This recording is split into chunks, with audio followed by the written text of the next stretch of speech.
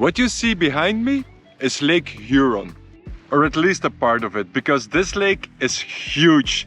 To give you some reference, it's about 2 times the size of Belgium, the country where we are from. And yet, this is only the 4th largest lake in the world.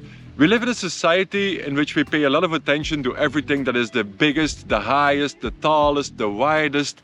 So, what does it mean to be number 4? If this was a sport, Lake Huron just lost the semi-finals, which is not something that gets you into the history books, right? So, is it really worth paying attention to something that's not number 1? We're gonna soon find out. We are Nick and Linz. For the last 5 years, we have been traveling to some of the most amazing nature places on the planet. And now we embarked on an epic journey to experience naturism in every continent of the world. Subscribe and travel along with us. Right now we are in Canada. We are on Manitoulin Island in Ontario, Canada, and this place does have some records. This island is the largest island in a freshwater lake in the world. And it also has the largest lake within an island within a lake in the world. And it also has the largest island within a lake within an island within a lake in the world. Do you still follow? Let's go have a look.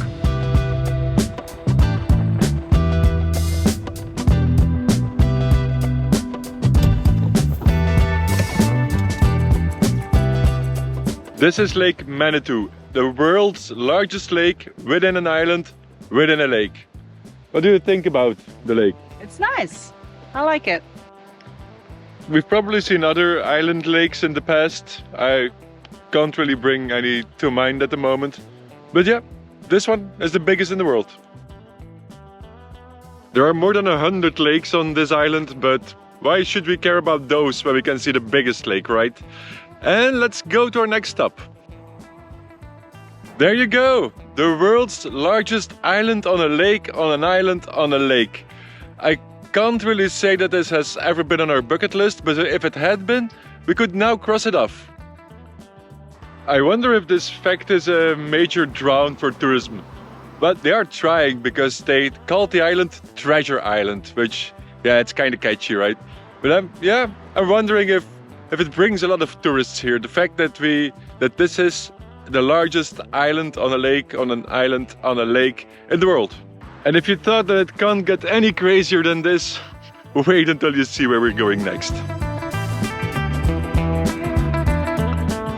Now we are here on the map and we're going all the way towards this tip to a town called Shishiguaning or something like that. And they have a couple of things there that are worth an entry in the World Guinness Book of Records if they are not in there already.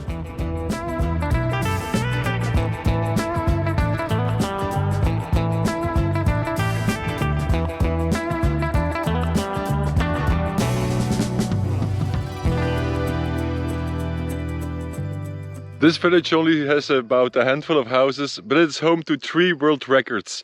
The largest dream catcher, the largest peace pipe, and at the beginning of the village there's the largest drum. And the main question I'm asking when I see all this is, why? You know, the dream catcher I can understand, because the larger the dream catcher, the bigger the dreams. But if you look at the pipe, you can't smoke a thing like this. It really doesn't have any use except for the fact that it's the largest in the world. And even if you can reach it, you can't smoke it because there is no hole in it. And what's also interesting is that there's absolutely nobody here.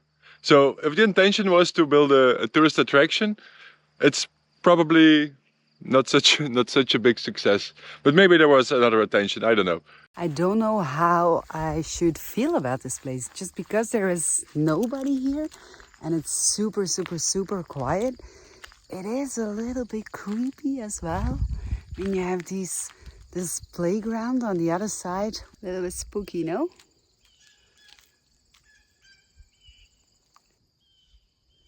So, can we check that off our bucket list? Check. Check. 3 checks in 1. Hoppa.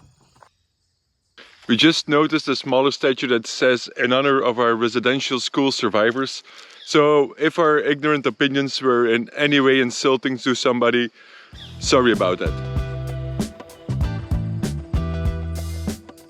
What is interesting is that we spent more than half a day today seeing 5 of the largest things in the world, and I'm not all that impressed.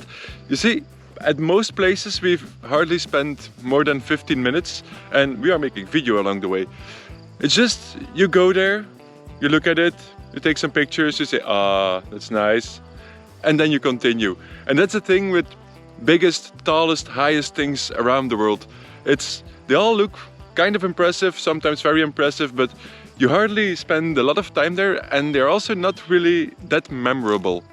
I don't think that I will remember many of these things when you ask me again in 5 or 10 or 15 years.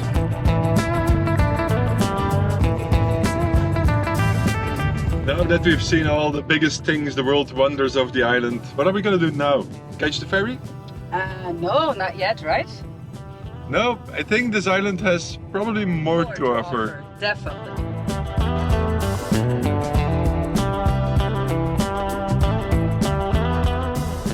It seems like we got stuck behind some kind of parade, or at least a bunch of horses.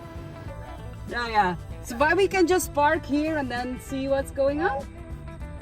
Or you could go down to the fairgrounds. Okay. It's probably gonna go a lot faster if we just walk.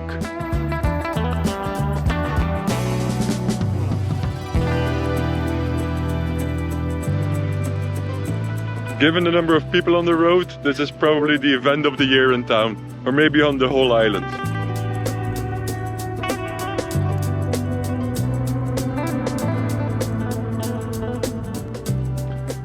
The festivities are not going to start for another couple of hours, so we will leave the fall fair what it is and try to see some more of the island. We can always come back.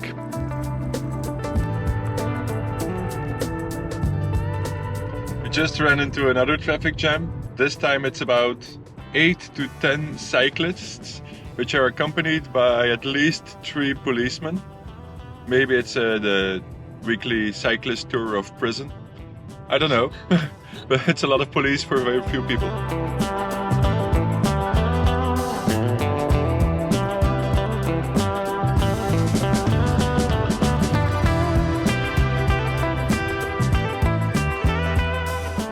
We arrived at a town called Gore Bay, mostly because we needed gas, but the gas station is closed for some reason. It's quite a picturesque town. It has a couple of houses, a couple of shops, a restaurant, and an impressively large marina, a port. And yeah, I don't know where all the boats come from because there can't be so many people in this town. But of course they are next to the 4th largest lake in the world, so probably sailing is a big thing here. They do have a really big chair. I don't think that it's an award-winning chair, but it's a really big chair. Most of all, this town looks quite abandoned. It's a Saturday, it's very sunny. There is a big playground just next to me, but it's all empty. Of course, the tourist season is just over. It stopped last weekend. So maybe this is a really touristy village and now it's just closing down for the winter. I have no idea, but it's very empty.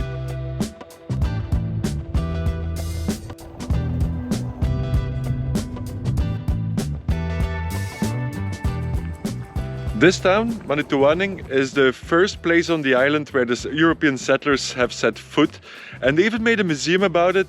Unfortunately, it's closed. It's kind of strange, museums that are closed on weekend days, but yeah, so we can't enter.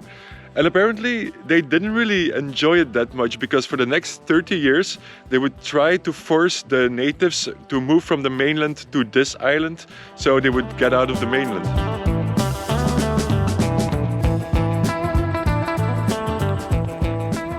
Next to the museum, the other point of interest in town is the lighthouse. It's also closed, unfortunately, but the first thing we notice is that it's not really high. Especially if you look at the surrounding vegetation, I wonder if the light actually came above the trees. And across the street is the local church, and it's also kind of on the small side. Maybe this explains this urge to create some of the world's biggest things on the island, because everything else is kind of small. Of course, why would you need a big church in a small village? And also here we get the intention that it's quite desolate. There are not many people on the street, even though it's a sunny day, it's weekend. If this would be in Europe, you would find a lot of tourist shops and bars and restaurants trying to create an ambience. But here it's all very, very rustic, very quiet.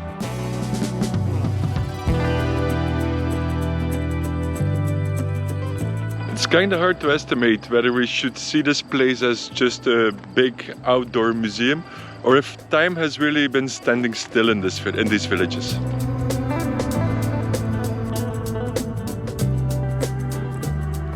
This seems to be quite a popular place. I haven't seen so many cars together since we arrived on the island. And also pretty much every business in town is advertising here.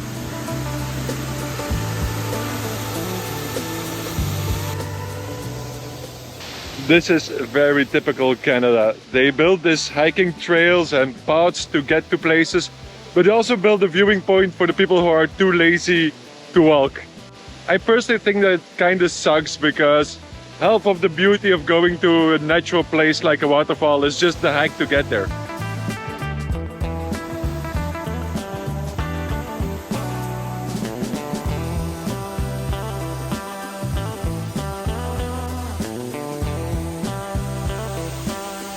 This is really cool. It's also kind of chilly and very wet, but it's really cool.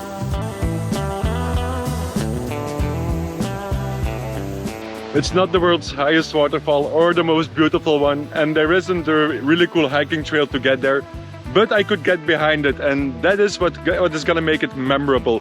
That is why in 5 or 10 years I will probably remember this waterfall, why I may have forgotten that it was on the largest island on a freshwater lake.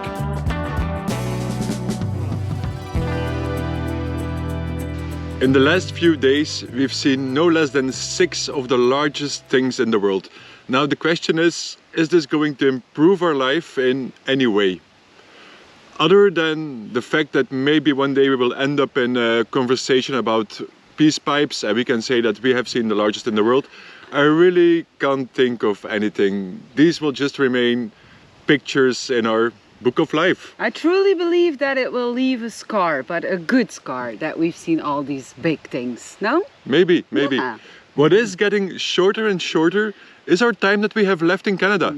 That was a great bridge. Was it? Don't you think? Yeah, absolutely. Took me a while to come up with it. Yeah, high five. We only have a week left in Canada, so it's time for us to travel back south, and who knows what else we will encounter there. If you want to know, make sure to watch our next video. Yeah, so make sure to subscribe to our channel, and if you like it, please thumbs up, subscribe, share it with the world. I will just see you next week. Bye! So, is it really... good.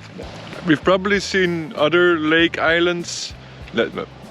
Most of all, this town, Manitoulin, is the place where the first...